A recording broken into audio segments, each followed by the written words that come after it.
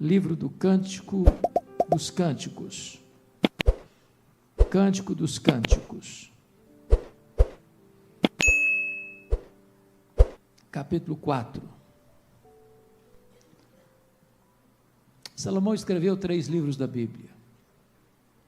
Escreveu o Cântico dos Cânticos quando jovem, Provérbios quando adulto e Eclesiastes quando velho.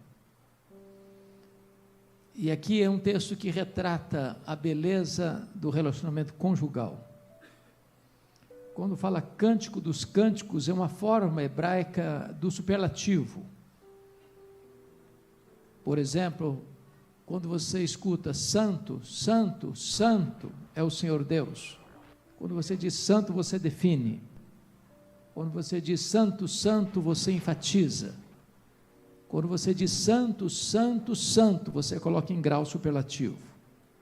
Há muitos cânticos na Bíblia, mas este é o maior cântico, mais relevante. Por isso o livro é Cântico dos Cânticos. Capítulo 4, eu vou ler alguns versos, começando com o 7. Lido o texto, por favor, mantenha a sua Bíblia aberta comigo nesta passagem. É o esposo se dirigindo à sua amada, e ele diz assim: tu és toda formosa, querida minha, e em ti não há defeito. Versículo 9. Arrebataste-me o coração, minha irmã, noiva minha, arrebataste-me o coração com o sol dos teus olhares, com a sua pérola do teu colar. Que belo é o teu amor, minha irmã, noiva minha, quanto melhor é o teu amor do que o vinho, e o aroma dos teus ungüentos do que toda sorte de especiarias. Os teus lábios, noiva minha, destilam mel, mel e leite se acham debaixo da tua língua, e a fragrância dos teus vestidos é como a do Líbano. Jardim fechado és tu, minha irmã, noiva minha, manancial recluso, fonte selada. Verso 15. És fonte dos jardins, poço das águas vivas, torrentes que correm do Líbano. Walter Trobisch, autor americano, muito conhecido, escreveu um livro chamado Eu Amo Você. E nesse livro ele conta uma lenda que se mistura um pouco com a história bíblica. E na lenda que Walter Trobisch conta, diz que quando Deus fez todos os seres e criou Adão, Deus deu a Adão uma grande tarefa, de colocar nome em todos os animais. Eu imagino que trabalho intenso foi aquele. Mas Adão não viu ninguém parecido com ele, que olhasse nos olhos dele, que correspondesse com ele, que fosse coigual com ele. Então Deus olhou e disse: não é bom você viver assim não, vou fazer para você um auxiliador idôneo. E Deus adormece o Adão e realiza a primeira cirurgia plástica da história. E quando Adão acorda, ele fica tão entusiasmado, porque ele vê diante dele uma Miss Universo. É bem verdade que só tinha ela, mas era a Miss Universo. Ele diz: esta sim, afinal, é carne da minha carne, osso dos meus ossos, por isso chamar-se Avaroa. E aí, agora começa a lenda. Adão foi feliz da vida para casa. Passada uma semana, lá vem o Adão, angustiado, macambúzio, surumbático, triste. Diz: Deus, eu vim devolver essa mulher para o Senhor. Eu não dou conta. Ela fala muito, chora por qualquer coisa. Eu não consigo entendê-la, então eu não estou dando conta, então eu vim devolver. Aí diz a lenda que Deus diz assim para Adão: mas é isso que você quer, Adão? Falei: mas é isso, eu não dou conta não. Bom, então Adão, pode devolver, não tem problema não. Adão voltou aliviado para casa. Passada uma semana, lá vem um Adão, triste, macambúzio, surumbático, abatido. Oh Deus, eu pensei melhor, a minha vida ficou muito vazia sem ela, eu não sei viver sem ela não, o senhor podia me devolver minha mulher, mas é isso que você quer, Adão? É isso que eu quero, senhor. Tá bom, Adão, pode levar. Adão foi feliz da vida para casa. Passado mais uma semana, lá vem o Adão, triste, macambúzio, surumbático. Falou: Deus, agora é definitivo, agora eu vou devolver mesmo, agora cheguei à conclusão que eu não consigo, que eu não dou conta, que eu não entendo. Aí Deus diz assim para Adão na lenda: ô Adão, você não sabe viver com ela, mas você não pode viver sem ela. Então agora é sua função, Adão, vai para casa. Não é para você entendê-la, é para você amá-la. E as outras coisas virão a reboque. Essa lenda nos ensina algumas coisas. Primeiro, não existe casamento perfeito. Se o seu casamento é perfeito, você nos dá um endereço, nós vamos todo mundo para sua casa fazer um curso com você. Nós não somos uma pessoa perfeita. Nós não viemos de uma família perfeita. Nós não nos casamos com uma pessoa perfeita. Nós não temos filhos perfeitos. Então, o casamento é um aprendizado que requer renúncia, humildade e capacidade de investir. O texto que nós acabamos de ler traz-nos princípios para um casamento feliz. Está aí, ó. Ficou bonito, hein? Princípios para um casamento feliz. Então vamos lá. Eu não sei se você tem o hábito de anotar. Eu não sei se você gosta de anotar na sua Bíblia ou no seu telefone, mas vamos aos princípios. Primeiro princípio para um casamento feliz está no versículo 7. É o princípio do elogio. Tu és toda formosa, querida minha, e em ti não há defeito. Quando eu leio esse texto, sabe qual a conclusão que eu chego? Eu acho que o Salomão devia morar na lua.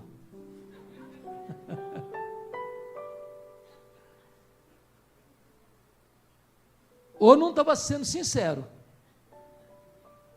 Porque eu pergunto a vocês, depois do pecado de Adão e Eva, tem alguma pessoa sem defeito? Se tiver, dá o endereço, nós vamos lá. Bom, mas se não tem ninguém sem defeito, por que que ele diz assim: tu és toda formosa, querida minha, e em ti não há defeito? Porque aquele que ama concentra a sua atenção nas virtudes do outro e não nos defeitos do outro. Se você focar nos defeitos do seu marido ou da sua mulher, eu lhe garanto que você não terá tempo para fazer mais nada na vida.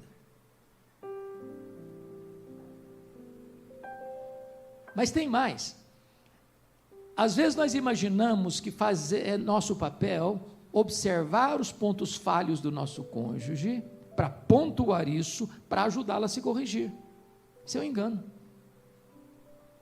Você vai melhorar o seu marido, você vai melhorar a sua esposa, se você focar naquilo que ele tem de virtude e enaltecer isso.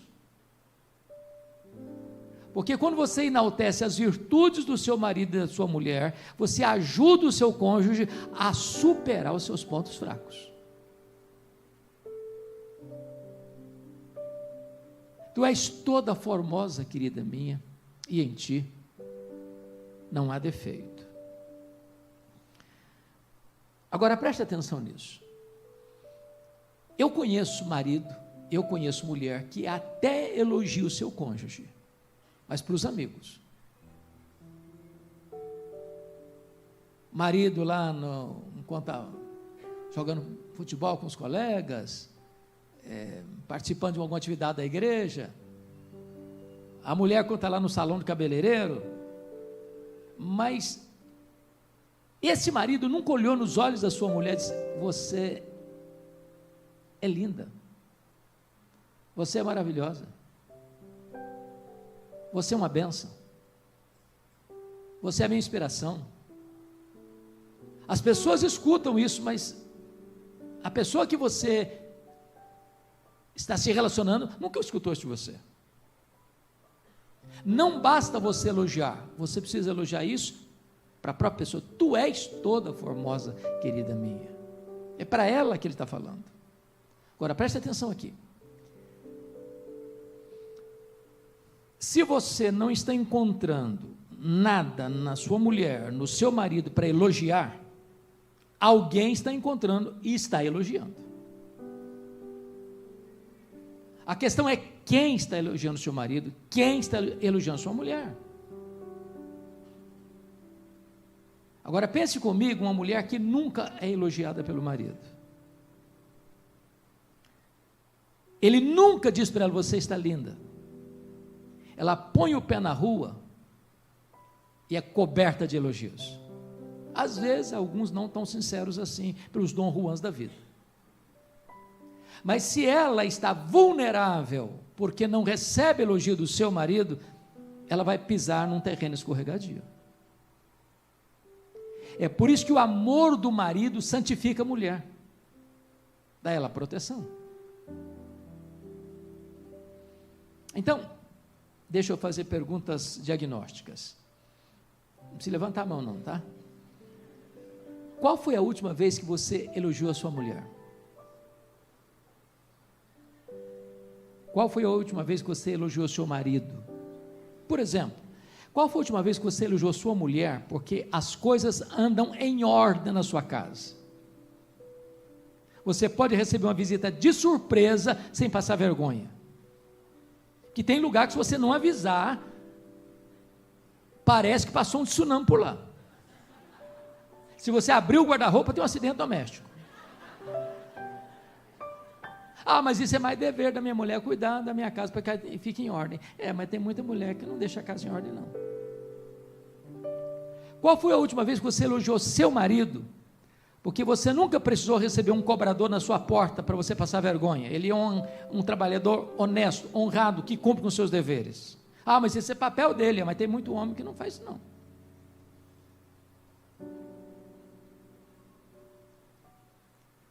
A sua mulher pode receber todo tipo de elogio do mundo. Se ela não recebe elogio de você, fica um vazio no coração dela.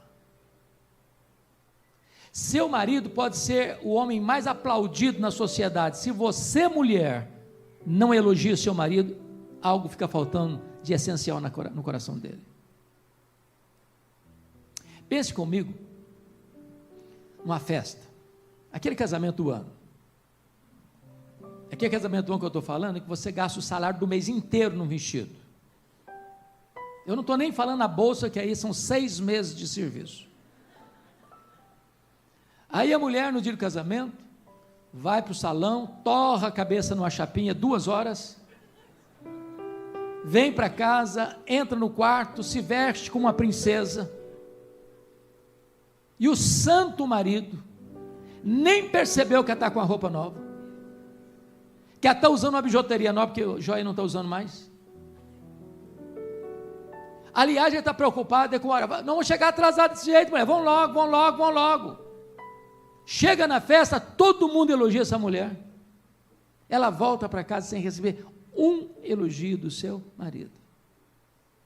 Todos os elogios da festa foram bons, mas não supriram a necessidade emocional dela. Ela precisava escutar isso do seu marido. Tu és toda formosa, querida minha, e em ti não há defeito. Esse é o primeiro princípio: elogio. Elogio. Segundo princípio, veja comigo, por gentileza, versículo 9. Arrebataste meu coração, minha irmã, noiva minha, arrebataste meu coração com o sol dos teus olhares, com a sua pérola do teu colar. O segundo princípio do casamento feliz é o romantismo. Eu sei que esse assunto de romantismo parece que está ficando démodé, jurássico. Hoje, se um rapaz for fazer uma serenata na janela da casa da moça, eu acho que vai levar um balde de água fria. Parece cafona, né? Mas romantismo não pode sair de moda. Agora notem, um fato curioso no texto. O homem, você sabe, falando homem masculino, ele é um ser que só consegue olhar a vida numa caixinha. O homem não faz 2 coisas ao mesmo tempo. Ele só está naquela caixinha. A mulher consegue olhar em várias caixinhas ao mesmo tempo, o homem não. Por exemplo, você vai numa festa, linda, maravilhosa, aí você pergunta para o marido assim, para o homem, como é que foi a festa? Ele responde para você assim, foi jóia, e não tem mais nada a acrescentar. Aí você pergunta para a mulher, como é que foi? Se é uma festa de casamento, ela diz, você precisa de ver a renda do véu da noiva, que coisa maravilhosa. O arranjo ao lado esquerdo do altar foi uma coisa espetacular. Ela sabe detalhes, ele não viu nada.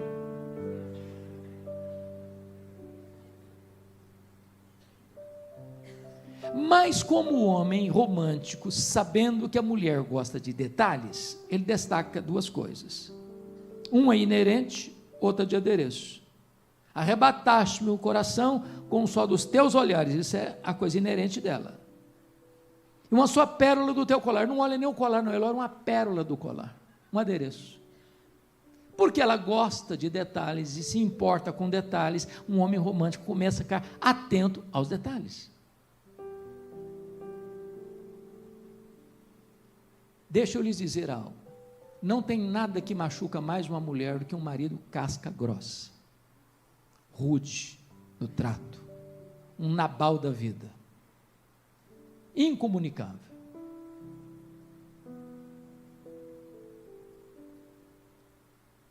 Romantismo é uma necessidade vital para você ter saúde emocional no seu casamento. É o cuidado na conversa, é a gentileza nas palavras, é a lianeza, a educação no trato. Eu sei que de vez em quando todos nós saímos um pouquinho do ponto, não é verdade? Tem dia que você parece que chupou limão o dia inteiro, está meio azedo. Tem dia que você está brigando com a sua sombra.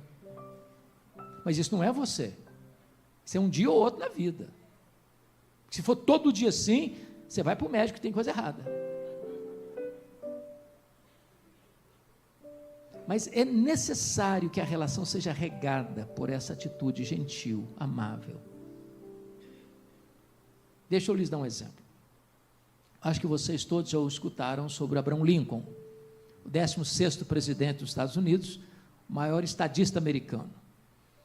Dizem os seus biógrafos que a maior tragédia na vida de Lincoln não foi o seu assassinato, foi o seu casamento com Mary Todd Lincoln. Ela era ranzinza demais, crítica demais, botava apelido no marido. O apelido mais bonito que ela botou nele foi macaco. Quando ele se reunia com os ministros de Estado na casa dele, ela jogava café quente no rosto do presidente, na frente dos seus ministros. E Lincoln tinha um hobby, gostava de reuniões até altas horas da madrugada. Perceberam vocês que ele não tinha esse hobby? O que ele não suportava era voltar para casa. Deixa eu perguntar a você, seu marido tem pressa para voltar para casa? Sua mulher tem prazer de voltar para casa? O ambiente da sua casa é um pedacinho do céu? Romantismo. Isso me lembra de um cidadão que era vendedor ambulante. Mascate. Hoje não tem mais, mas naquela época não se tinha jeito de comprar as coisas pela internet, Mercado Livre, a Amazon e etc e tal. Aí o cara saía com a mala cheia de produtos vendendo. Aí esse cidadão, que era vendedor ambulante, chegou na sapataria para comprar um sapato. Só gente acima de 50 vai entender o que eu vou falar aqui agora. Ele chegou e perguntou assim, tem sapato Vulcabras?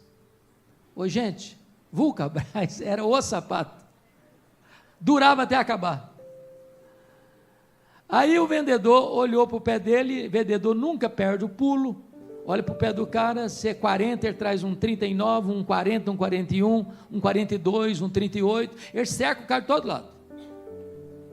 Aí o cidadão botou o sapato 38, o número dele era 40. O vendedor falou, não, esse aqui não serve para você não, Está apertado demais. O seu número é 40. Eu falei, não, eu quero isso apertado mesmo. Vou ficar com isso mesmo. Aí o dedinho ficou todo enrugado assim, e aí botou o sapato, já saiu ali, com o sapato apertado. Passado um ano, lá vem o mesmo vendedor ambulante, na mesma sapataria, com o mesmo cidadão, e perguntou, tem Vulcabras? Eu falei, tem, e o seu número é 40. Eu falei, não, mas eu quero um 38. Rapaz, 38 é apertado para você, cara. Não, mas eu quero 38 mesmo. Já botou ali, já saiu andando. Passado mais um ano, o mesmo cara, na mesma loja, com o mesmo vendedor, tem Vulcabras? Tem. Rapaz, eu te conheço, seu número é 40. Eu falei, mas eu quero um 38. Eu falei, não, você é maluco, você vai ter que me explicar isso. Mas você quer que eu te explique? Eu quero, eu não estou entendendo você. Eu falei, sabe por que eu uso um sapato 38? Não sei, me conta. Rapaz, sabe por que eu uso? É o seguinte, é o único alívio que eu tenho na vida, ao chegar em casa, é tirar esse sapato apertado. Se eu não tiver pelo menos esse alívio na vida, eu não tenho alívio nenhum. É por isso que eu uso um 38. Dá uma olhadinha se o seu marido não está usando sapato apertado.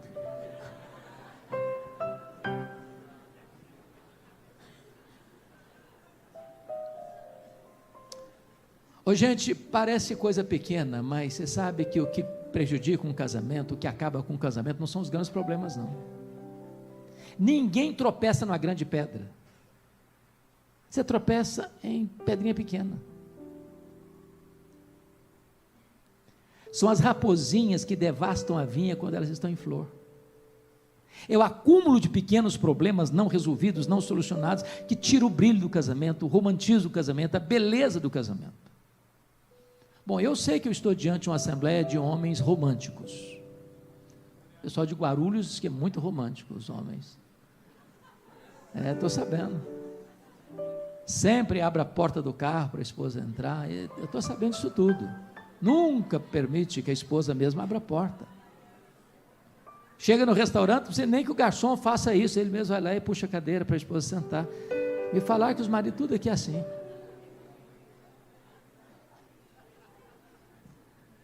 Eu estava certa feita fui jantar fora do Brasil um dia, o casal me convidou para jantar e eu fui. E eu estava sentado no banco de trás. Então preste atenção, se o seu marido é o motorista, pode ser o doutor fulano das quantas, vai atrás. Você vai do lado do seu marido. Porque essa cultura, nós queremos honrar você para você na frente. Não, honrar a esposa. Ela é a primeira a ser honrada aqui. Ela vai na frente. Você, convidado, vai atrás. E aí chegamos no restaurante, eu desci, dei a volta, fiquei em frente à janela, à porta dela, e perguntei, você não vai descer? Ela me respondeu assim, eu nunca precisei abrir a porta do carro. Aí eu falei para mim assim, então toma, cara, aprende pelo menos, né? São gestos de romantismo. Porque é isso que vai refletir na sua casa. Não reclame da sua casa. A sua casa tem a sua cara. Se você é uma pessoa amarga, sua casa vai ser um ambiente pesado. Se você é uma pessoa descontraída, alegre, assim, de bem com a vida, que trata todo mundo com carinho, com afeto, a sua casa vai ser esse ambiente. Se você for um dia a Israel, alguém já teve Israel aqui no auditório? Já teve. Alguns já tiveram. Não deixe de visitar o museu Yad Vashem. Yad Vashem é o museu do Holocausto. E tem um departamento do museu do Holocausto, que é o departamento infantil. Você entra no museu, tudo escuro, e você vê 1,5 milhão de velas acesas. Foram 1,5 milhão de crianças que morreram no Holocausto. 1,5 milhão de velas acesas. E você vai segurando um corrimão, e na medida que você vai caminhando, você escuta a chamada das crianças que morreram. Lá na frente, quando você sai, você via de regra sai com o rosto banhado de lágrimas. Bom, eu estou contando isso porque isso me sugere uma lenda.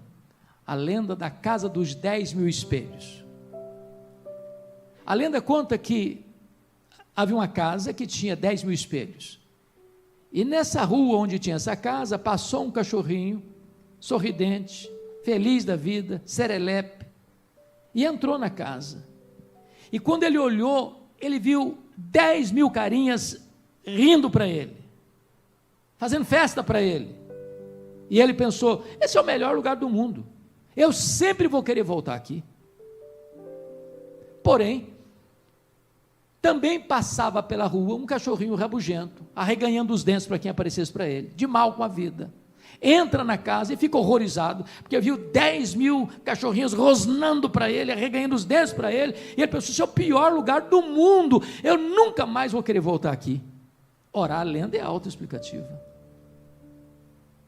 Você vê na sua casa exatamente o reflexo de quem é você.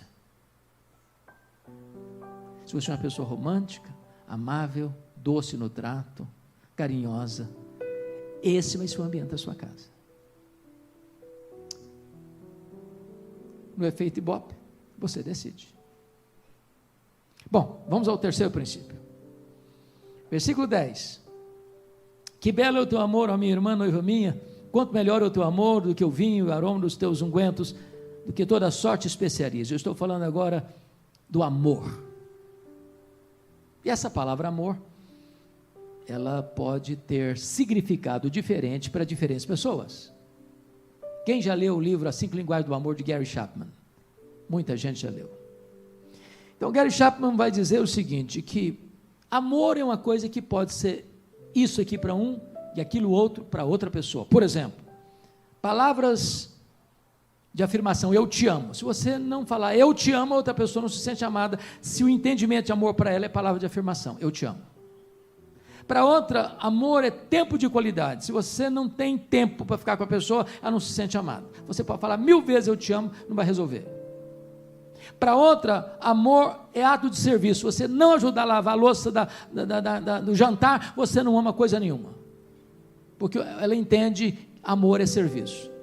Para outro, amor é tato, é aperto, é abraço, é beijo, é contato. Se você não é desse jeito, então você não ama. Para outro, amor é cartão de crédito. Se você é um cara pão duro, mão de vaca, que não leva a sua esposa para jantar, que não compra um presentinho para ela de vez em quando, você não ama coisa nenhuma. Ou seja, as linguagens são diferenciadas. Eu espero que vocês possam amar com as 5 linguagens do amor, viu? Não deixar nenhuma de fora. Bom, quando você ama, 3 coisas acontecem. Primeiro, quem ama declara que ama. Não dá para amar escondido. Não dá para um amor platônico. Agora, deixa eu dizer uma coisa. Isso se você perder o jeito. Tem gente que não consegue mais. Eu conheço casal que não sabe olhar nos olhos um do outro, eu te amo. Não sabe. Qual foi a última vez que você disse para sua mulher, eu te amo? Seu marido, eu te amo. Quem ama, declara que ama. Segundo lugar, quem ama tem tempo para a pessoa amada. Quando você diz eu não tenho tempo, você está dizendo não é prioridade. Tudo aquilo que é prioridade para você, você arranja tempo. Me permita ilustrar isso. Eu fui para Vitória, sou pastor lá em Vitória há 40 anos. Fui para lá em 1985, era pastor solteiro. No ano seguinte, 1986, eu recebi na igreja a Assembleia Geral da nossa denominação, mais de 1000 pessoas. E meu colega de turma, que era pastor de uma igreja a 200 quilômetros de Vitória, chegou no meu gabinete, nós estávamos naquela reunião, naquela assembleia, e disse assim, você pode pregar na minha igreja esse ano? Isso era mês de julho. Eu peguei minha agendinha, olhei e falei, esse ano eu não posso. Minha agenda não me permite. Estou chegando agora, a igreja é grande, eu tenho tanta coisa para fazer, esse ano eu não consigo. Só que naquela mesma semana, eu conheci uma moça muito bonita da igreja dele, que foi nessa reunião, lá em Vitória, E eu já estou casado com essa moça há 37 anos.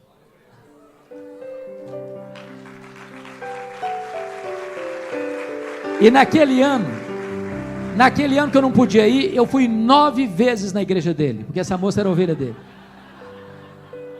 É claro, eu mudei minha agenda. Eu não sou bobo.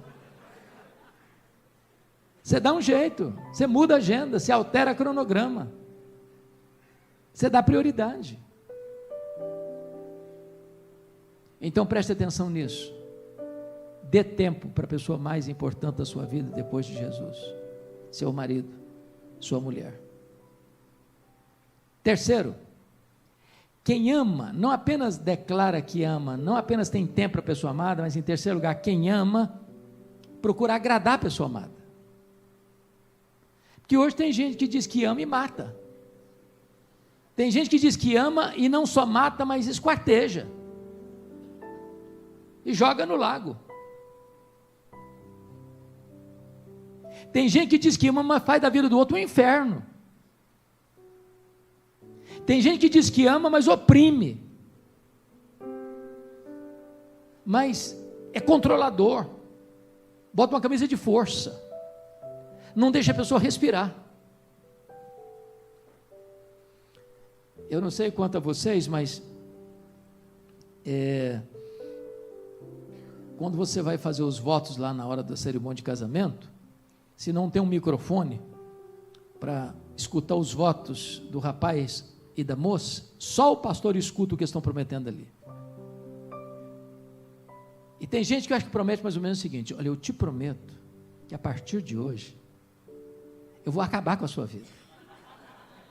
Te prometo mais, que você não vai ter uma noite de sono tranquila mais.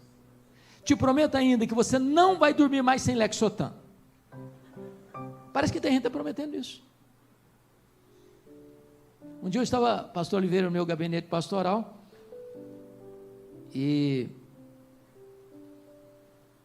chega uma moça dos seus 25 anos com a palma da mão rasgada, chorando muito. Quando ela se acalmou, eu disse: o que está acontecendo? Ela falou: eu estou numa grande crise conjugal. Meu marido me agrediu. Eu perguntei: quantos anos de casada? Ela me respondeu: 3 meses. Eu falei: como assim? Como assim? Então, notinha de rodapé aqui, tá? Notinha de rodapé. Quem tem filhos, adolescentes e jovens aqui, levanta a mão. Obrigado. Quem tem filhos que ainda não casaram, ainda está precisando, na hora de casar, está quase na hora de namorando, essa coisa toda.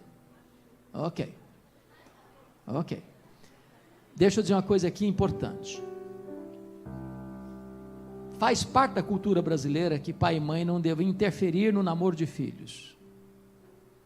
Eu discordo frontalmente desse pensamento. Namoro ruim é ensaio para um casamento trágico. Se o rapaz e a moça estão namorando, mudou para pior, não conversa com mais ninguém, não se integra com mais ninguém, vive macambúzio, cara comprida, atende um telefonema de meia hora e termina o telefonema chorando, e ainda está avançando esse namoro, está na hora do pai e a mãe dar um tapa na mesa. Vocês estão entendendo o que eu estou falando, ou estou falando grego? Está claro? Ah, mas vai contrariar, vai chorar. Choro não mata filho, não. Agora, um casamento ruim destrói a vida desse filho, dessa filha, destrói a vida da família inteira, atrapalha a igreja, é um problema. É um problema.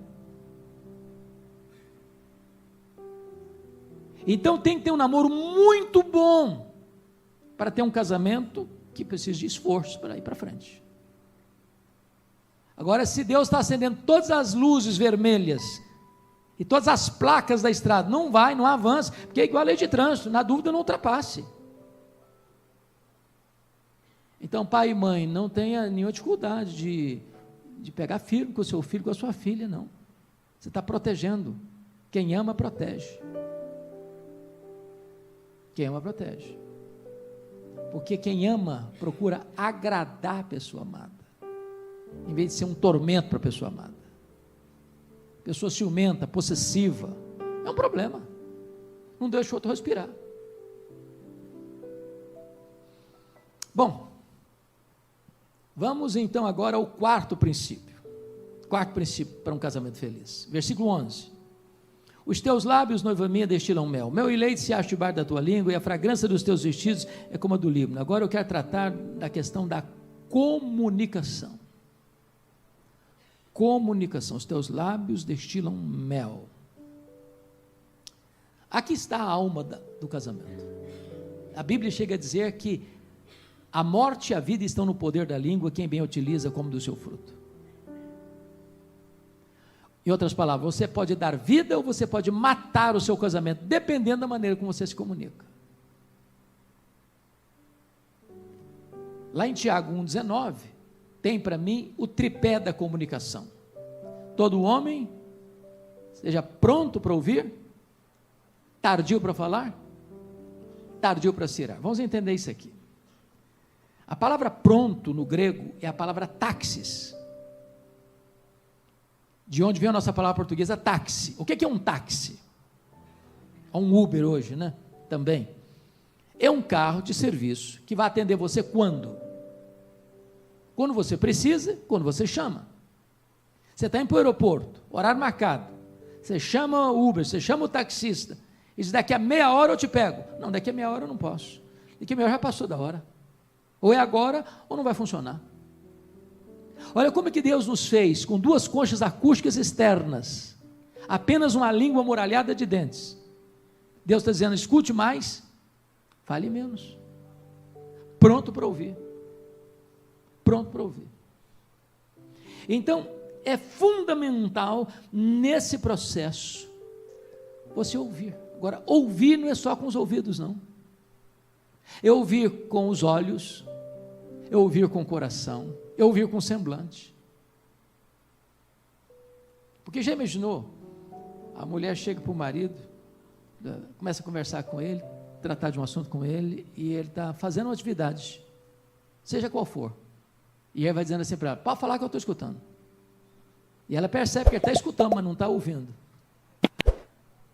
ela vai parar a conversa, ele está passando um recado para ela, você não é importante, o que você está tratando não é importante, importante é o que eu estou fazendo. A comunicação começa a se truncar.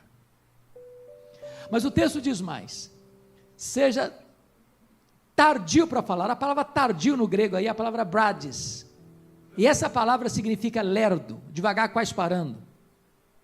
É a palavra usada para as pessoas que têm um pouco de retardo mental. Aquela pessoa que você conta uma piada para ela, ela vai rir daqui a meia hora. Essa é a ideia, tardio para falar. Ô, gente, nós dificilmente nos arrependemos do que não falamos, mas com muita frequência nós nos arrependemos do que falamos, e como falamos, e quando falamos.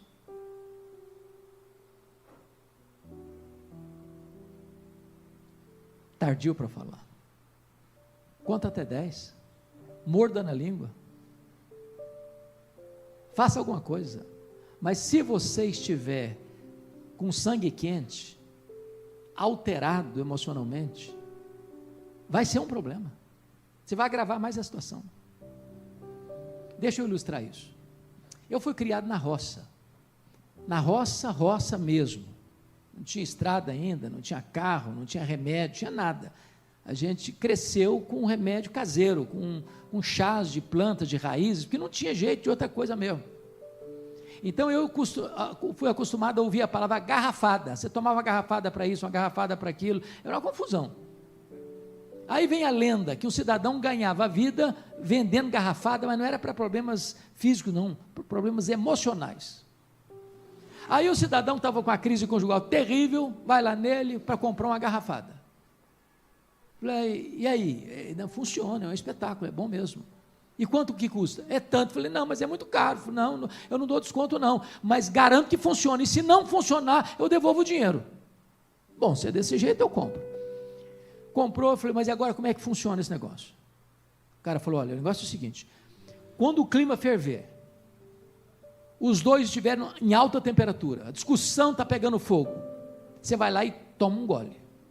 Só um detalhe, enche a boca, mas não engole não, aguenta na boca, aguenta, a hora que o clima acalmar, aí você engole, que vai funcionar, aí é beleza. É até simplório demais isso, mas a mensagem é clara. Se você falar para medir temperatura, e quem fala mais alto, você vai perder a razão. Você vai sair perdendo nesse jogo. Porque tem que ser o quê? Pronto para ouvir? Tardio para falar. Mas o texto diz ainda, seja tardio para quê mais? Para se irar. Eu não vou nem perguntar aqui se você já ficou irado com a sua mulher. Ou se você já ficou irado com o seu marido. Porque isso não é se, é quando.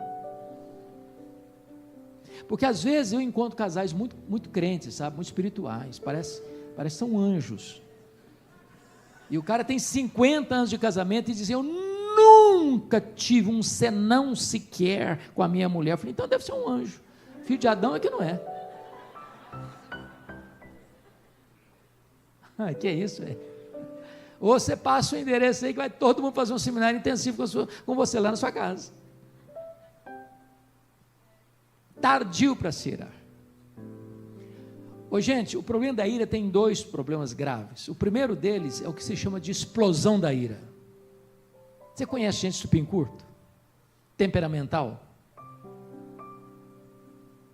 Gente que não tem nem estupim, é pólvora seca pura.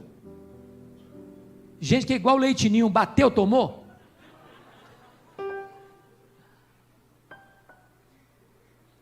Você sabia que gente explosiva não tem gastrite? Nem tem insônia. Ele explode e depois se acalma.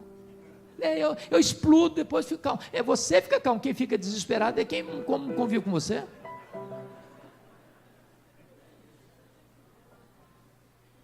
O outro problema da ira é o congelamento da ira. A pessoa não explode, mas armazena, mas guarda.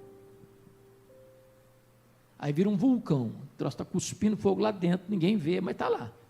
Um dia esse trem vaza, aí é um problema. Eu lidei boa parte do meu ministério com a área de aconselhamento, eu gosto muito. E às vezes eu recebia casais no meu gabinete, e de repente o casal começava a brigar na minha frente, eu deixava brigar. Aí um falava assim, você lembra o que você falou comigo? E botava os cachorros tudo. E eu pensei que eles estão falando de alguma coisa que estava acontecendo enquanto estava vindo para o gabinete pastoral. Não, há 10 anos. Há 10 anos. Que troço estava lá, guardadinho na manga. Ira congelada. Eu tive o privilégio de visitar o museu do Dr. Billy Graham, no ano que a dona Ruth, sua esposa, faleceu. E tem muitas histórias lindas de Ruth Graham e Billy Graham. Mas a que mais me chamou a atenção foi esta. Um dia alguém chegou para a dona Ruth e perguntou assim, dona Ruth, alguma vez a senhora pensou em se divorciar do Dr. Billy Graham? Ela respondeu, divorciar-me dele eu nunca pensei, a vontade de matá-lo eu tive muitas vezes. Eu acho que você não chegou a tanto, mas cuidado com a sua ira, tá? Tardio para se irar. Bom, deixa eu ir para o último ponto, para não cansar vocês. Vamos para o versículo 15 agora. Versículo 15. És fonte dos jardins, poço das águas vivas, torrentes que correm do Líbano.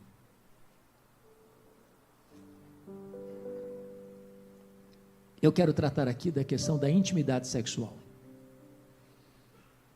Nos asseguramos de que esse encontro era um encontro apenas de casais. Não teríamos aqui as crianças, apenas bebê de colo, para que nós pudéssemos ter toda a liberdade, com a permissão do nosso pastor Oliveira, para tratar desse assunto. Por muitos anos, sexo foi um assunto tabu, vergonhoso. A primeira palestra que eu escutei sobre sexo, o cara nem sabia falar o nome, ele falou, não, hoje não vamos falar sobre sexo. Eu falei, meu Deus, que coisa é essa, Jesus? Imagina o cabedal. Mas a Bíblia não tem constrangimento em tratar desse assunto. Deus criou o homem, Deus criou a mulher. Deus criou o casal com capacidade de dar prazer e sentir prazer. E Deus instituiu o casamento como o fórum legítimo para que esse prazer fosse plenamente desfrutado. De tal maneira que o sexo antes do casamento é pecado, e o sexo fora do casamento é pecado, mas o sexo no casamento é um privilégio. E mais, é um dever. Então eu gostaria que você abrisse sua Bíblia comigo, e eu vou caminhar para o encerramento.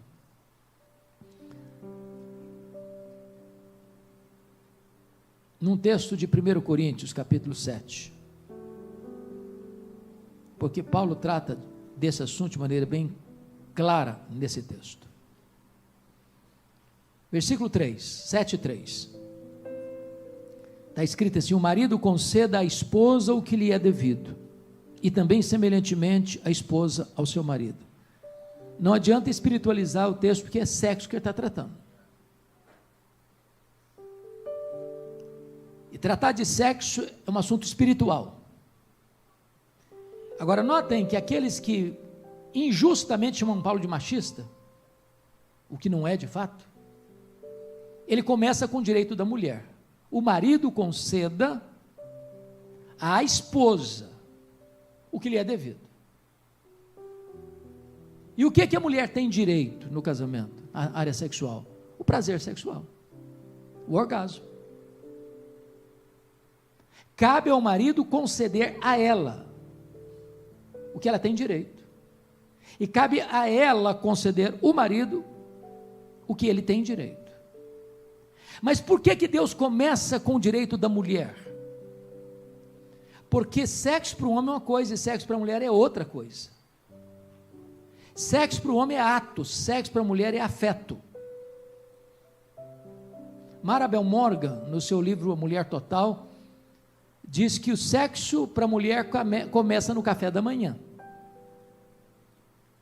Se o marido não trata a esposa com gentileza desde as primeiras horas do dia, de noite vai ter pedra no colchão. O homem é capaz de brigar, uma briga feia, e em 5 minutos você está pronto para um sexo 5 estrelas.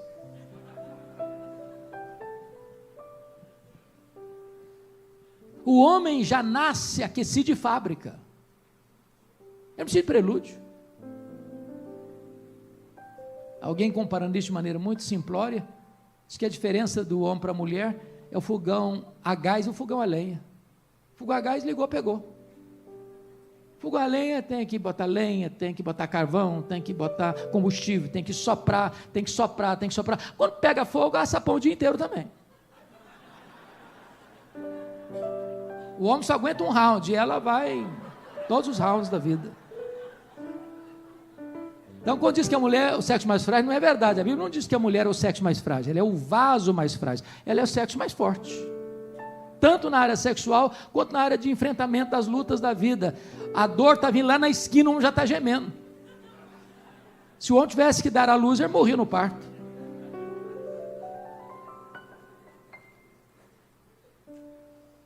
Então, preste atenção nisso. Deus, conhecendo a mulher porque Ele a criou, conhecendo o mecanismo feminino porque Ele o fez, está dizendo para o homem entender o que é sexualidade feminina.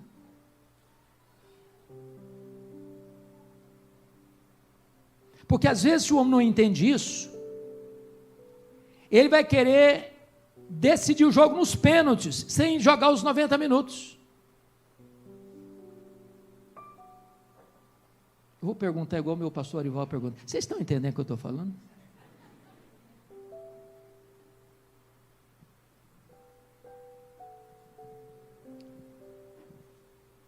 Deus colocou o direito da mulher primeiro, porque Deus quer que o homem entenda isso. Cabe ao marido atender a esposa, cabe à esposa atender ao marido. Mas vamos para o verso 4, porque Paulo aperta as tarraxas mais um pouquinho. Ele diz assim: a mulher não tem poder sobre o seu próprio corpo, e sim o marido. E também, semelhantemente, o marido não tem poder sobre o seu próprio corpo, e sim a mulher. O que Paulo está tratando aqui?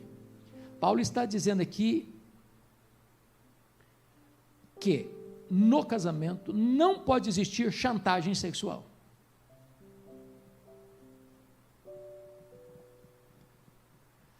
É a mesma lei de trânsito.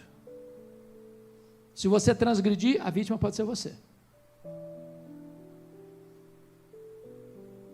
Então, é importante também entender que a propaganda da indústria pornográfica passa a ideia de que homem e mulher estão prontos, acesos e desejosos da relação sexual a todo momento, a todo instante, 24 horas por dia. Vocês são casados e sabem que isso não é verdade. Então, quando é que o casal deva ter uma relação? O texto está nos informando. É quando um dos dois demonstra que está com vontade.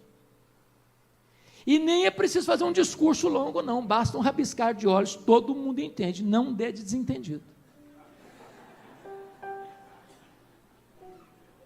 Porque existem desculpas assim, bem prosaicas, né? A enxaqueca é a principal. Eu tenho um colega que resolveu comprar uma cartela de cibalena, uma garrafa d'água no criado mútuo. No caso, porventura, de surgiu uma enxaqueca, está aqui o remédio. E para brincar com vocês de maneira séria, o sexo faz muito bem para a solução de dor de cabeça. Ajuda na pressão, ajuda o coração. Aliás, eu li uma tese de doutorado sobre sexo, tese seríssima, e o autor defendeu que o exercício físico mais completo que existe, melhor que qualquer academia, é uma boa relação sexual, onde você estimula todos os órgãos do seu corpo. Isso equivale a uma caminhada de 2 quilômetros, ou seja, em vez de você ficar dando volta no quarteirão, faça o favor de fazer o dever de casa, vá até economizar a academia.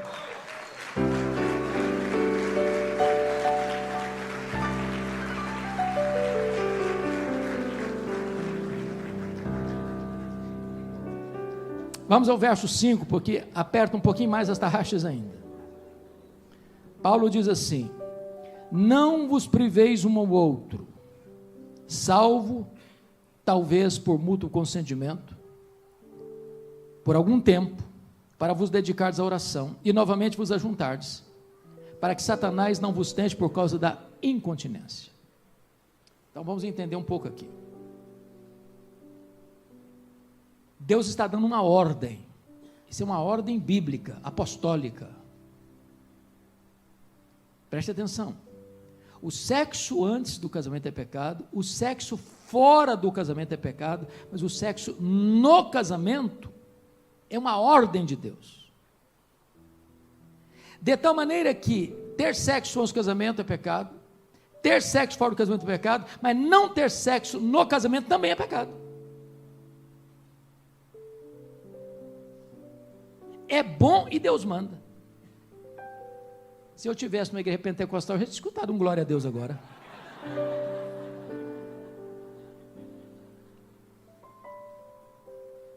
Agora notem. Não vos priveis um ao outro, salvo, talvez. Por que que Paulo, inspirado pelo Espírito Santo, colocou a palavra talvez aqui? Vamos tirar o talvez, para ver como é que fica? Vamos ler o versículo sem o talvez.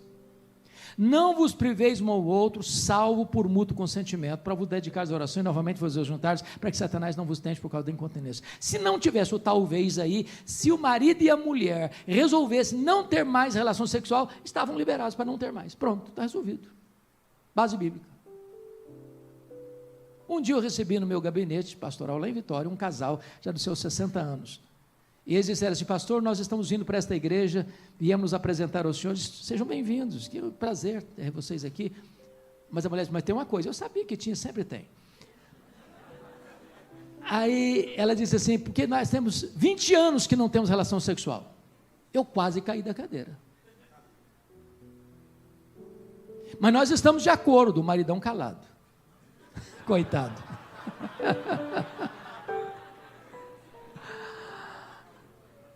Eu era bastante jovem na época, eu disse assim, olha, eu tenho idade para ser filho de vocês, mas me permita, vocês estão errados. Vamos ler a Bíblia? Não vos preveis um ou outro, salvo talvez. Nem sempre quando marido e mulher estão de acordo, estão certos não. Ananias e Safira estavam de acordo, estavam errados.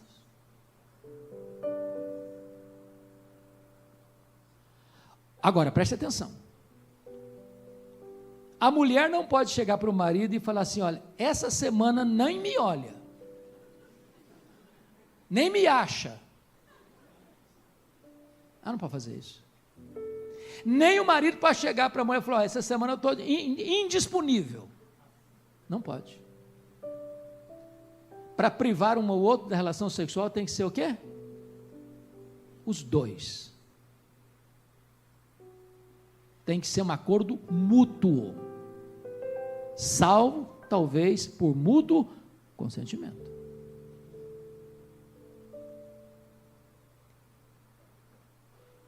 Agora, não pode ser por qualquer motivo também. Não pode ser enxaqueca. Enxaqueca é uma benção, né? Você toma um remedinho, ajuda, e se não toma um remedinho, a relação ajuda também. Salvo, talvez, por muito consciente, para vos dedicares à oração. Agora, é a única vez que a Bíblia diz isso, não ora demais também não. Porque tem gente dando uma desculpa espiritual, não pastor, não estou tendo relação com a minha mulher, com o meu marido, que eu estou orando, eu estou até subindo um monte. Você pode orar, jejuar, subir um monte, mas faça o favor de fazer o dever de casa. E novamente vos ajuntardes. Por quê? Para que Satanás não vos tente por causa da incontinência. O que está acontecendo aqui? Se o marido for privado da relação sexual, se a mulher for privada da relação sexual, que tem direito dado por Deus no casamento, Satanás vai entrar na jogada. E ele é sujo. E ele é perverso. E vai botar boi na linha. E vai ser uma tragédia. Há muitas pessoas, irmãos, que estão, desculpa da expressão muito crua, pulando a cerca, porque não tem pasto do lado de cada cerca.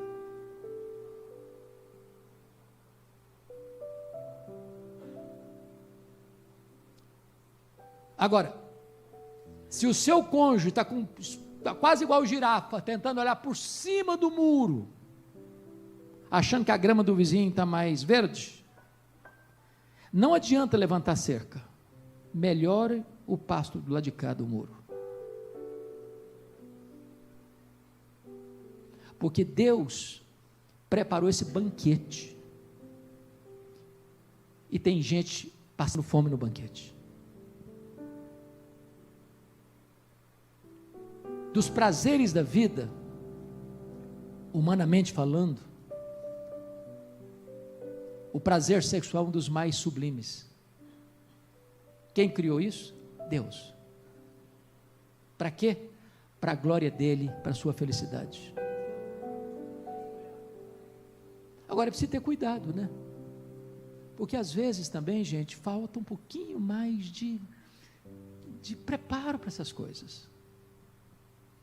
Eu já tenho escutado conversa de que a mulher quer que o marido olhe para ela, mas ela vai para a cama com a camiseta do político que perdeu a eleição na eleição passada. Ah, mas aí tem que ter muita fé, ué. Tem marido que vai para a cama com um pijama que parece a lista de Schindler. Não dá, varão. Não dá. Então, é preciso criar um ambiente favorável. Aqueles pontos que nós falamos, o elogio, o romantismo, o amor, o afeto, o carinho, tudo isso cria o clima para que esse banquete seja o melhor, mais saboroso, mais agradável, mais abençoador. Mas me permita ainda um ponto que pouca a literatura trata. é a questão da frequência sexual.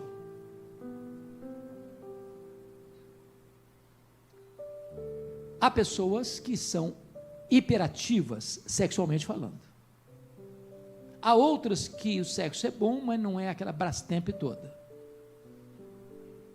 Então tem gente que, para ela precisa ter sexo todo dia, até domingos e feriados, para se sentir feliz. Para outra, 2 vezes por semana já está muito bom.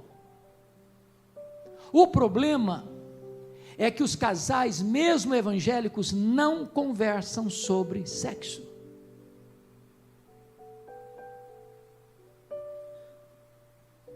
Então vou ilustrar. Eu estava lá em Vitória, e chega um casal que eu tinha feito a cerimônia de casamento deles há 15 anos, 15 anos de casados, chega no meu gabinete com a decisão de que iam se divorciar. Estavam bravos um com o outro, estressados um com o outro, e o marido estava muito bravo e diz: pastor, eu vim aqui comunicar ao senhor que eu estou me divorciando da minha mulher, porque a minha mulher não gosta de sexo. E ela devolveu no mesmo nível, no mesmo top: eu estou me divorciando de você, que você só pensa em sexo. Aí eu brinquei com os dois: pelo menos vocês estão divorciando pelo mesmo motivo. Mas deixa eu entender melhor esse negócio. Quando eu fui entender melhor, o cara era super ativo sexualmente, ele queria ter sexo todo dia, até dia de chuva e tempestade. Ela se contentava com 2 vezes por semana. Mas não conversavam, eles não se conheciam.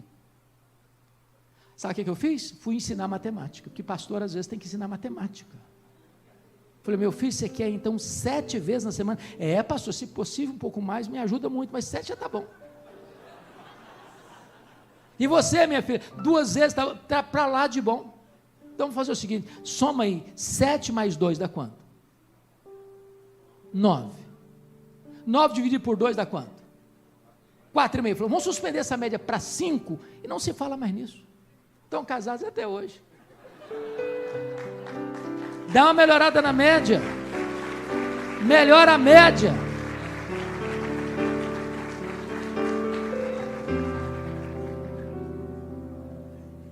Bom, para fechar, há um problema gravíssimo hoje com o advento da internet. Irmãos, isso é gravíssimo.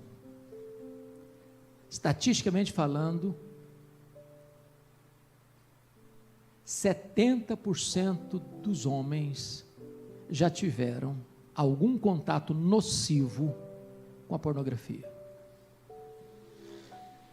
63% das mulheres já tiveram um contato nocivo com a pornografia. Estatisticamente falando, 30% dos homens têm problemas sérios com pornografia. E eu não tenho dúvida de que nessa noite eu estou falando com gente aqui nesse auditório que tem problema com pornografia. Nós estamos aqui num grupo de mais de 400 pessoas. E pornografia é uma droga, pior que a cocaína. Destrói a mente, destrói a alma, destrói o casamento. É um vício que degrada. Eu morava nos Estados Unidos, quando recebo um telefonema anônimo de uma mulher que não quis se identificar, diz: pastor, eu estou desesperada. Eu e meu marido somos membros de uma igreja evangélica. Meu marido é viciado em pornografia. E ele está no último estágio da degradação. Agora ele quer que eu me deite com um amigo dele, que frequenta a nossa casa, para ele assistir a cena. Eu não consigo mais ter paz. E eu posso dizer para o senhor que esse amigo é mais novo e mais bonito que o meu marido. O que eu faço? Eu respondi para ela: confronte o seu marido. Porque se você ceder à fantasia dele, você vira uma prostituta. Se ele não se arrepender, abandone o seu marido. É melhor você ser uma mulher divorciada do que ser uma prostituta. Passaram-se 6 meses, pastor Oliveira, e eu estou pregando a 2.000 quilômetros de onde eu morava. Estou cumprimentando as pessoas na porta da igreja. Aproxima-se uma mulher de seus 25 anos, bonita, muito bonita. Estende a mão para mim e diz: pastor, eu sou a mulher que ligou para o senhor tal dia sobre tal assunto. Eu disse, e o que aconteceu? Ela me disse, eu confrontei meu marido. Bendito seja Deus. Ele se arrependeu, me pediu perdão. Está sendo tratado e o nosso casamento está sendo recuperado para a glória de Deus.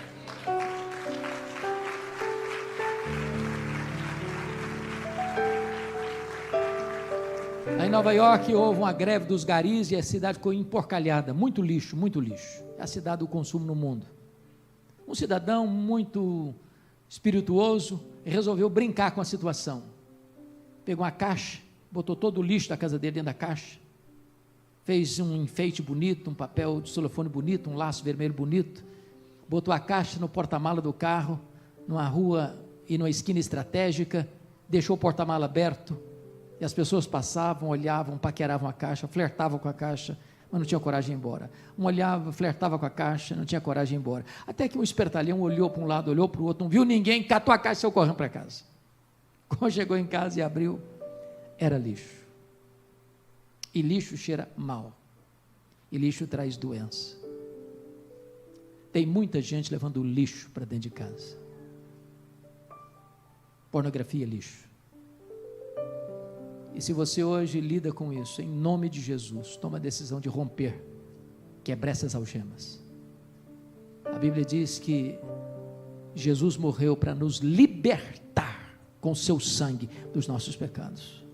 Hoje Jesus pode libertar você, porque Deus quer que você seja feliz, muito feliz no seu casamento, muito feliz. Elogio, romantismo, amor, boa comunicação e um sexo prazeroso, puro e santo. Hebreus 13:4 diz, digno de honra entre todos é o matrimônio e o leito sem mácula. Leito é o que em português mesmo? O que significa leito em português? Cama. Mas ali a palavra grega não é cama.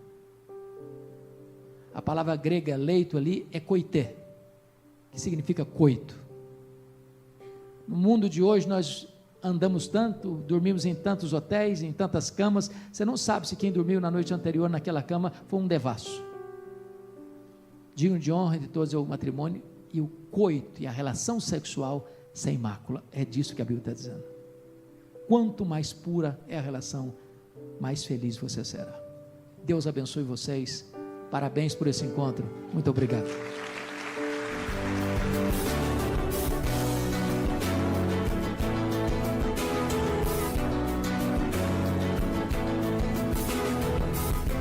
Palavra da Verdade, com Hernandes Dias Lopes.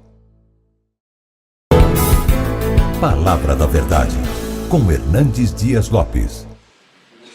Nós vamos abrir a Palavra de Deus em dois textos das Escrituras. O primeiro deles é 1 Samuel, capítulo 1, versos 28 a 18 a 20. 1 Samuel, capítulo 1. Abra comigo, por gentileza. Versos 26 e 28, digo. 26 e 28. 1 Samuel 1, 26 e 28 diz o seguinte: disse Ana a Eli: ah, meu senhor, tão certo como vives, eu sou aquela mulher que aqui esteve contigo orando ao Senhor. Por este menino orava eu, e o Senhor me concedeu a petição que eu lhe fizera. Pelo que também o trago como devolvida ao Senhor por todos os dias que viver, pois do Senhor o pedi, e eles adoraram ali o Senhor. O segundo texto é a segunda carta de Paulo a Timóteo. Segunda carta de Paulo a Timóteo. Primeiramente no capítulo 1, verso 5.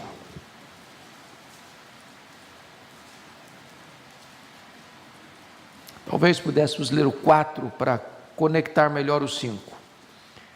Lembrado das tuas lágrimas, estou ansioso por ver-te, para que eu transborde de alegria, pela recordação que guardo de tua fé sem fingimento, a mesma que primeiramente habitou em tua avó Lóide e em tua mãe Eunice, e eu estou certo de que também em ti.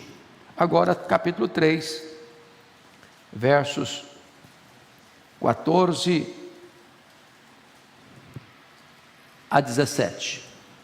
Tu, porém, permanece naquilo que aprendeste, de que foste inteirado, sabendo de quem o aprendeste, que desde a infância sabes as sagradas letras, que podem tornar-te sábio para a salvação pela fé em Cristo Jesus. Toda a Escritura é inspirada por Deus e útil para o ensino, para a repreensão, para a correção, para a educação na justiça, a fim de que o homem de Deus seja perfeito e perfeitamente habilitado para toda boa obra. Amém. Eu gostaria hoje de homenagear as mães aqui presentes e todas as mães que estão nos acompanhando e que hão de, mais tarde, acessar no canal da Igreja Presbiteriana de Pinheiros esta mensagem. Eu quero falar sobre o valor de uma mãe. Esta justa homenagem começa no mundo no ano de 1909, mas vai se tornar oficial em 1914 nos Estados Unidos, por um decreto de Woodrow Wilson, exatamente quando se começava a Primeira Guerra Mundial. Uma homenagem feita por Anna Jarvis, que queria homenagear sua mãe, e isso tornou-se popular em toda a América. Aqui no Brasil, esta oficialidade acontece em 1932, por um decreto de Getúlio Vargas. E esta data tornou-se tão popular que até o comércio reconhece isso como a segunda data onde o comércio é mais febril, só perdendo para o período do Natal. Então, de fato, uma homenagem às mães é sempre oportuna, é sempre justa, e hoje nós queremos dar graças a Deus pela vida das mães aqui presentes, das mães desta querida igreja, as mães do Brasil e mundo afora. O capelão do Senado americano, Peter Marshall, escreveu um sermão, publicou esse livreto e tornou-se muito conhecido, A Guarda das Fontes. E ele cria a imagem de um personagem mítico que cuidava das fontes nas florestas, para que as águas chegassem límpidas, puras, nos vilarejos. Até que a Câmara Municipal daquela cidadezinha se reuniu, achou o salário dele muito alto, resolveu dispensá-lo, construindo caixas d'água, para assim fazer uma economia municipal. Não tardou para que as águas chegassem poluídas, contaminadas, a doença graçasse no vilarejo, as aves foram embora e não gorjeavam mais ali, e então tiveram que reunir e contratá-lo de volta. Parece-nos que este é o trabalho de uma mãe, muitas vezes anônimo, muitas vezes não visto, muitas vezes não reconhecido, mas absolutamente necessário para a saúde da família, para a saúde da igreja, para a saúde da nação. O estadista americano, talvez o maior presidente dos Estados Unidos, o 16º presidente dos Estados Unidos, Abraham Lincoln, chegou a afirmar que a mãe é tão importante porque a mesma que embala o berço é aquela que governa o mundo. Talvez ele queria dizer com isso que ninguém influencia mais uma pessoa do que sua própria mãe, aquela que cuida desde a mais tenra idade, aquela que ensina a dar os primeiros passos, aquela que nutre os filhos não apenas com o leite materno, mas introduz o filho ao leite da piedade. E eu estou me referindo às mães cristãs, obviamente nesse sentido. E eu gostaria então de pensar com vocês hoje sobre o valor de uma mãe. E quero destacar deste repertório tão rico de mães registradas na Bíblia e mães que tornaram-se notórias na história. Quero destacar duas mães aqui nesta manhã. A primeira delas é Ana, uma mulher que não desiste de ser mãe.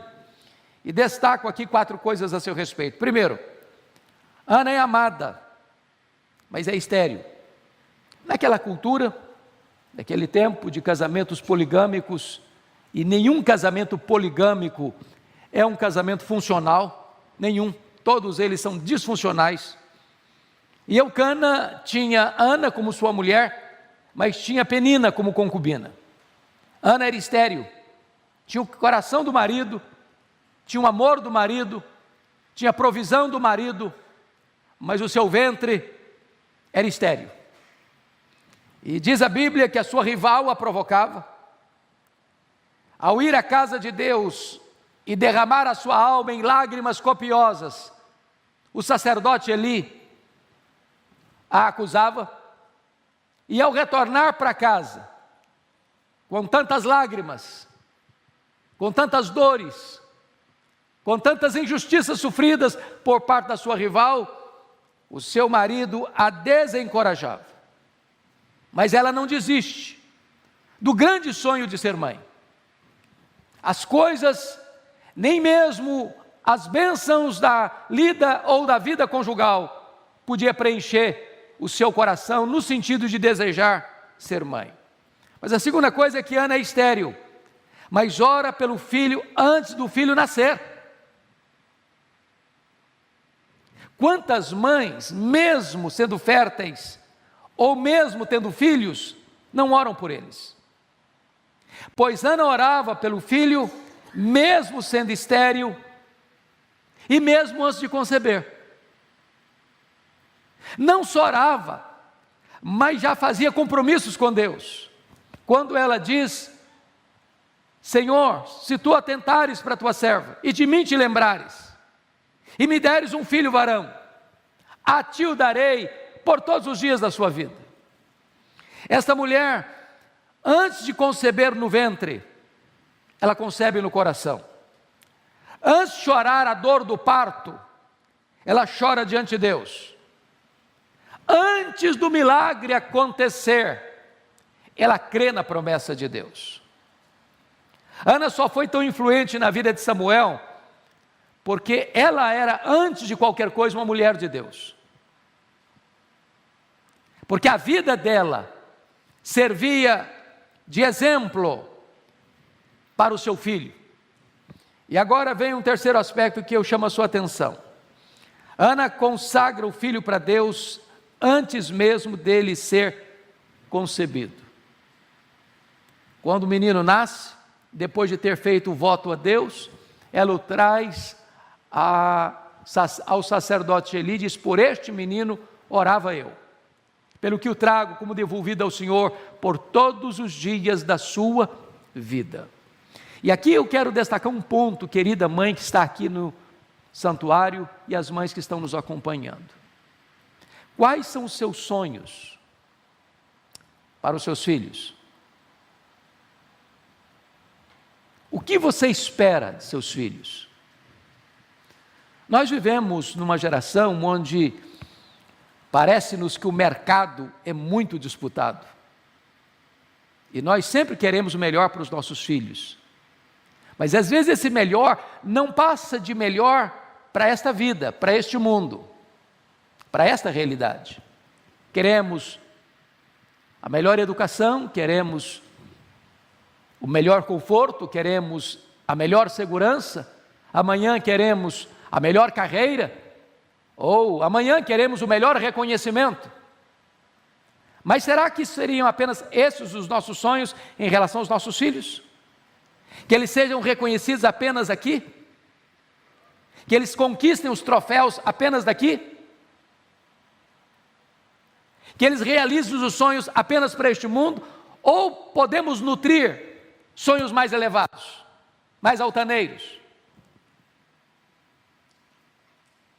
Ana chora tanto tempo por ter um filho, para ter um filho, mas há um momento que se torna um divisor de águas na história dela, da oração. É quando ela começa a pedir um filho, não para ela, mas para Deus. Não para realizar os seus sonhos, mas para realizar os projetos de Deus. Naquele tempo, a nação de Israel estava em decadência. Naquele tempo, o sacerdócio estava corrompido. E Ana então pede para Deus um filho, não para que este filho pudesse atender todas as suas expectativas como mãe, mas que aquele filho fosse levantado por Deus para ser um grande líder na sua nação, para trazer de volta a nação apóstata para a presença de Deus. E ela consagra este filho para Deus. E se existe algo que é notório na história, é que Deus honra o compromisso de uma mãe e de um pai, quando eles aspiram grandes coisas para os seus filhos em relação ao reino de Deus. A Igreja Presbiteriana do Brasil é fruto disso. Todos vocês sabem que Ashbel Green Simonton era filho caçula de 9 irmãos. Seu pai era deputado federal, seu pai era presbítero, seu pai era médico, e ele era filho caçula. E quando a sua mãe estava grávida, eles consagraram aquele menino para Deus, para a obra de Deus. E não é uma coisa forçada, ao contrário, no tempo oportuno Deus chama, no tempo oportuno Deus honra. E aquele menino então é chamado por Deus para o ministério. E mais tarde, quando termina o seu curso praticamente, escuta o seu professor Rod falando sobre missões e o coração dele arde pelo Brasil e ele vem para cá. Com 26 anos. E se você e eu estamos assentados aqui hoje, se você e eu estamos aqui adorando a Deus hoje, talvez devemos um tributo a uma mãe que já é idosa, abre mão do seu filho caçula, consagra o seu filho caçula, para que ele pudesse ser um instrumento nas mãos de Deus. Eu encorajo você, mãe, que já tem filhos, e aquelas que anseiam ter filhos, ou aquelas que têm filhos do coração, que ousem consagrar seus filhos para Deus, para que eles sejam levantados por Deus nessa geração, para que eles sejam cheios do Espírito Santo de Deus, para que eles sejam mensageiros das boas novas da salvação, ou para que eles sejam aqueles que vão dar suporte para a obra missionária avançar mundo afora. Ana teve essa coragem, Ana teve essa disposição.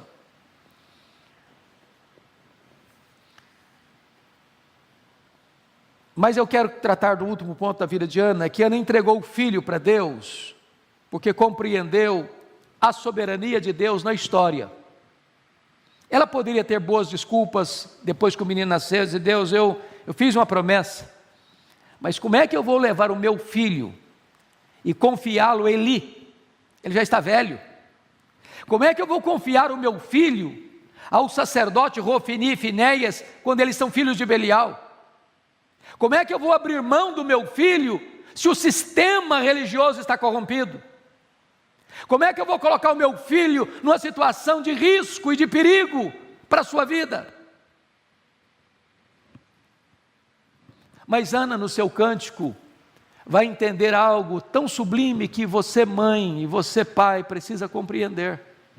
E ela vai dizer isso, acerca da soberania de Deus. É Deus quem dá vida, é Deus quem tira a vida, é Deus quem exalta, é Deus quem rebaixa. É Deus quem pega o pobre necessitado do monturo e o faz assentar-se entre príncipes. Entender que Deus é soberano, que a finalidade da nossa vida é cumprir o propósito divino.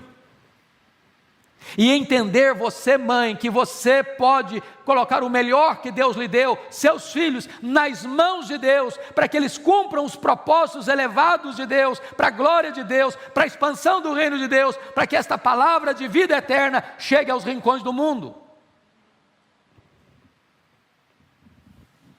Mas eu gostaria de destacar aqui a segunda mãe, e peço que você observe comigo agora o texto de 2 Timóteo.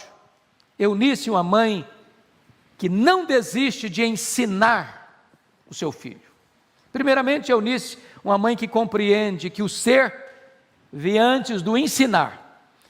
Olhe comigo aí 2 Timóteo 1,5. Pela recordação que guardo de tua fé sem fingimento, a mesma que primeiramente habitou em tua avó Lóide e em tua mãe Eunice, estou certo de que também em ti. Prestem bem atenção nisso. Pastor Arival costuma dizer isso com muita frequência aqui na igreja. A educação cristã começa no lar. No lar. É lá que está a base. A mesma fé que habita na avó, a mesma fé que habita na mãe, é a fé que vai habitar no filho. Está passando de geração em geração. Não há um abismo entre o que se prega e o que se vive. Não há um hiato entre o ensino e a prática. E Paulo está reconhecendo isso. A educação cristã naquela família começa com a avó, que passa para a mãe, para a filha, que passa para o filho, e assim a terceira geração está andando nas mesmas pegadas. Irmãos amados, a nossa geração parece que está perdendo esse vínculo, parece que está perdendo esta sequência, parece que nós estamos numa corrida de revezamento e não estamos passando o bastão na hora certa, e com isso muitas famílias estão perdendo a corrida da vida.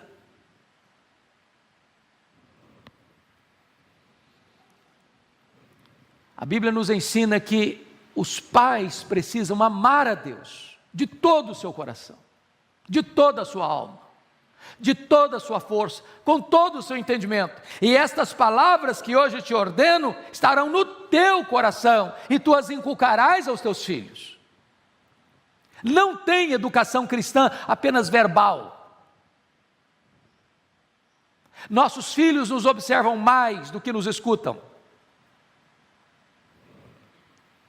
Se nós falharmos em viver a fé cristã em casa, nós perderemos a eficácia do ensino religioso ou ensino espiritual dentro de casa. Albert Schweitzer chegou a dizer que o exemplo não é uma forma de ensinar, o exemplo é a única forma eficaz de ensinar. Nós somos como espelho para os nossos filhos. Um espelho, para ser útil, ele não precisa falar, ele é mudo, mas ele é eloquente. Ele não grita, ele demonstra. O espelho, para ser útil, ele precisa ser limpo. Se ele estiver embaçado, você não enxerga direito. Mas o espelho precisa ser também plano, para não distorcer a imagem. E mais, o espelho precisa ser iluminado, porque não adianta você ter espelho se você não tem luz. Isso significa que a nossa vida como educadores é a maior mensagem que nós passamos para os nossos filhos. E é por isso que o texto nos informa que a mesma fé que habitou em Lóide, que habitou em Eunice, está habitando agora também em Timóteo. É o compromisso do ensino. Mas notem vocês que Eunice ensina Timóteo desde a sua infância. Olha comigo o capítulo 3, verso 14. Tu, porém, permanece naquilo que aprendeste e de que foste inteirado, sabendo de quem o aprendeste, e que desde a infância sabes as sagradas letras que podem tornar-te sábio para a salvação pela fé em Cristo Jesus. Eu estava no seminário ainda, quando li um livro de Pierre Weil, sobre relações humanas, na família e no trabalho. E ele já dizia que relações humanas começam na vida intrauterina. Acho que todos vocês sabem que uma mãe que tem uma gravidez turbulenta, quando ela é maltratada, ou quando ela vive os dramas da vida, às vezes, aquelas que não conhecem a Deus, usando drogas, ou álcool, ou nicotina, ou vivem uma vida turbulenta de maus tratos, como isso reflete na vida do bebê. Por outro lado, todos sabem que uma criança que é amada, é desejada, e os pais tratam com carinho o bebê, mesmo no ventre materno, como isso reflete na vida emocional e até espiritual da criança. E aqui Eunice tem um cuidado, e o cuidado que ela teve foi ensinar Timóteo, desde a sua infância, e a palavra aqui descreve desde a vida intrauterina.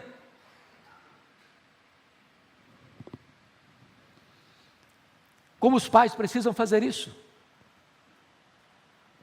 Os filhos precisam ouvir. E os filhos, quando são crianças, são como esponja, uma esponja. Tudo que você ensina, ele assimila. Se você entregar seus filhos às babás eletrônicas, se você entregar seus filhos aos desenhos animados, se você entregar os seus filhos aos formadores de opinião da nossa geração, eles poderão ter uma visão distorcida da vida. Mas se você aproveitar esse momento que eles são como uma esponja, e tudo que você passa eles acolhem, e tudo que você vive eles imitam, então você pode instruir os seus filhos como Timóteo foi instruído desde a sua infância. Mas o que foi ensinado para ele? As sagradas letras. As sagradas letras. A Bíblia, a palavra de Deus.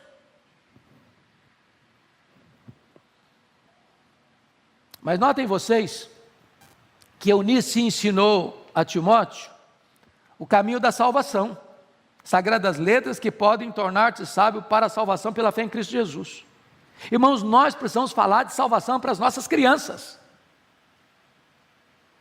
Eu me lembro, pastor Ival, certa feita, que nós recebíamos um grupo da APEC, há muitos anos, e falaram então de salvação, de Jesus, da cruz, e uma pessoa se levantou e disse: mas isso é um absurdo, criança não tem cabeça para escutar esse negócio de cruz, de morte de Cristo, tem que ensinar uma coisa mais light, mais leve. Não é o que a Bíblia ensina.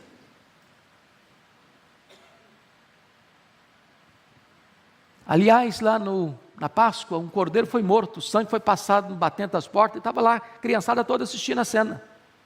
Aquilo apontava para a cruz. As crianças precisam ser ensinadas sobre salvação, sobre vida eterna. É lá no começo que se ensina isso. A igreja dá um reforço, a igreja dá um suporte, mas é lá dentro de casa que nós precisamos trazer esta gloriosa mensagem da salvação, das sagradas letras, que podem tornar nossos filhos sábios para a salvação.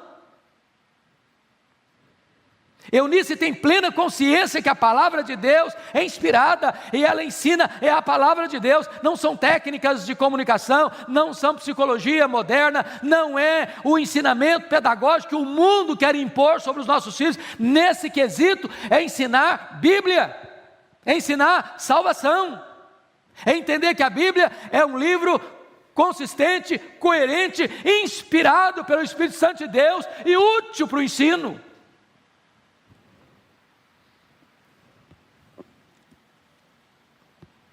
O grande problema, às vezes, é que há muitos pais que são analfabetos de Bíblia. E eu fico imaginando um pai e uma mãe analfabetos de Bíblia ensinando Bíblia para os filhos. Você só pode dar o que você tem. E se você tem, não retenha. Ensine. E a nossa expectativa, irmãos, e esperança, e eu quero terminar aqui, é que nesse Dia das Mães, todos nós, pais e mães, avós e avós, reavivemos no nosso coração o privilégio que nós temos de ter crianças em nossas mãos, que podem ser ensinadas.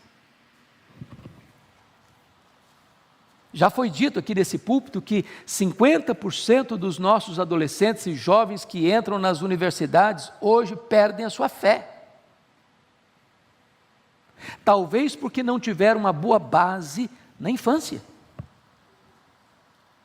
Quando você lê sobre Moisés, que na fase adulta, ele preferiu o opróbrio do povo de Deus às riquezas e vantagens do Egito, a pergunta é: onde ele aprendeu isso?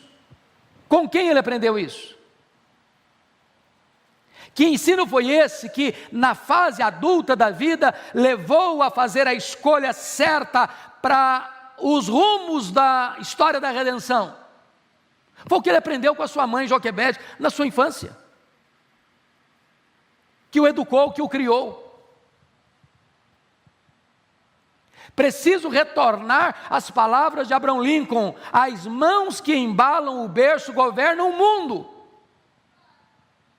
Ninguém influencia mais alguém de um ser humano do que uma mãe de oração, de uma mãe comprometida com a palavra de Deus, de uma mãe que vive e transforma a sua vida e o conteúdo da Escritura como o elemento pedagógico mais importante, não apenas para informar, mas sobretudo para transformar. Que Deus nos ajude, nesse Dia das Mães, rememorarmos isso e voltarmos de todo o nosso coração a um compromisso com Deus, como Ana assumiu, de colocar o seu filho nas mãos de Deus, para a glória de Deus.